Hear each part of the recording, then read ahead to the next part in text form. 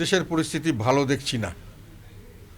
এখন পর্যন্ত অনিশ্চয়তা আছে, রাজনৈতিক স্থিতিশীলতার অভাব এবং সামনের দিকে অনিশ্চয়তার কারণে স্থিতিশীলতার অভাব আরও বাড়তে পারে বলে আশঙ্কা করছি। যেগুলো সরকারের কাছে মানুষের চাহিদা, তার মধ্যে সবচেয়ে বেশি যেটা চাহিদা থাকে নিরাপত্তা, মান সম্মান, নিজের ব্যক্তিগত এবং সম্পদ এবং সম্মান এবং নিজের এবং পরিবারের, এগুলো ব্যাপারে মানুষে খুব সন্তুষ্ট নয় এবং খুব নিশ্চিত হতে পারছে না। অনেক ক্ষেত্রেই শুধু আল্লাহর উপর ভরসা করে থাকতে হচ্ছে। আর একটা জিনিস হলো যে মানুষের চায় যে আমরা খেয়ে পরে বাঁচতে চাই, জিনিসপত্র যেন আমাদের ক্রয় ক্ষমতার মধ্যে থাকে, এটি সাধারণ মানুষের চাওয়া। কিন্তু এখন জিনিসপত্রের দাম বাড়ছে এবং সেখানে মূল্যস্ফীতি 13 বা 14% হয়ে গেছে যা শুনলাম, বা বেশ বেশি আর কি, আমাদের আশেপাশের দেশগুলোতে 4-5%-এর মধ্যে যেখানে আছে। সেই হিসাবে সাধারণ মানুষের জীবনযাত্রা কঠিন হয়ে গেছে।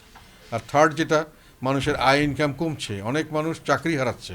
এটার পরিসংখ্যান এখন আমরা দেখিনি, তবে আমরা অনেক মিল ফ্যাক্টরি দেখছি যে 20-25 হাজার চাকরি করতো, সেই মিল ফ্যাক্টরি আগুন লাগিয়ে চলে গেছে, আর চাকরি নেই। তারা আশেপাশে অনেক ইন্ডাস্ট্রি দেখা যাচ্ছে, সেগুলো তারা বিভিন্নভাবে র মেটেরিয়ালসের অভাবে হোক কম্পিটিশন করতে পারছে না, বন্ধ হয়ে যাচ্ছে, ফ্যাক্টরি চালাতে পারছে না।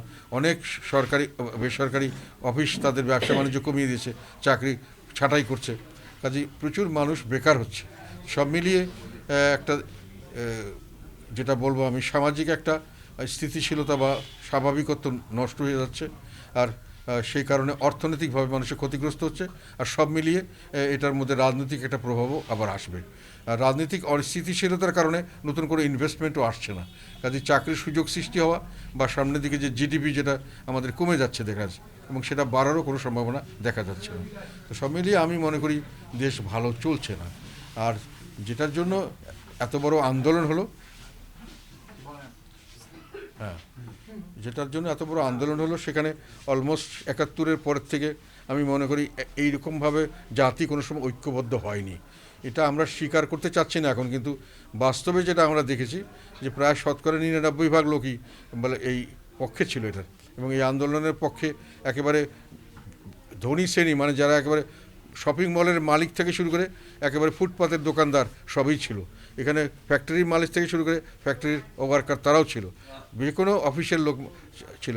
সাধারণভাবে অনেকেই কর্মচারী, বেসরকারি কর্মচারী, সরকারি কর্মচারীর মধ্যে যে সুযোগ পেয়েছে যেভাবে এই আন্দোলনকে সমর্থন করেছে। তো এই সকলের কিন্তু উদ্দেশ্য একটাই ছিল যে সরকারের পতন, তার পরবর্তীতে আমরা একটা বৈষম্য বিরোধী, একটা বৈষম্য থাকবে না বিহীন একটা সমাজ চাই, ন্যায় বিচার ভিত্তিক সমাজ। সেটার জন্য সাধারণ মানুষের দুটোই কথা তখন আমরা যেহেতু আন্দোলনে ছিলাম, যেটা উপলব্ধি করেছি, সেটা হলো ভালো একটা নির্বাচন চাই, অবাধ, সুষ্ঠু, নিরপেক্ষ, অন্তর্ভুক্তিমূলক, যার মাধ্যমে জনগণের রায় প্রতিফলিত হবে, সঠিকভাবে হবে এবং সঠিকভাবে রায় আসবে। এবং সেই রায় পেয়ে যারা সরকার গঠন করবে, তারা যেন এমন শাসন ব্যবস্থায় মধ্যে দিয়ে সরকার চালান যে তারা জনগণের কাছে জবাব দিতে থাকবেন, এবং জবাব দিতে তারা কখনোই তাদের জনগণের প্রভু হবার চেষ্টা করবেন না, এক নায়কতন্ত্র করার চেষ্টা করবেন না। এই দুটো, আর সব মিলিয়ে একটা ভালো বৈষম্যহীন সমাজ, ন্যায় বিচার ভিত্তিক, অত্যাচার অনাচার দুর্নীতিমুক্ত, সেই ধরনের একটা আকাঙ্ক্ষাকে নিয়েই মানুষ এই সংগ্রামে শরিক হয়েছিল। কাজেই ওইটাই ছিল প্রায়োরিটি।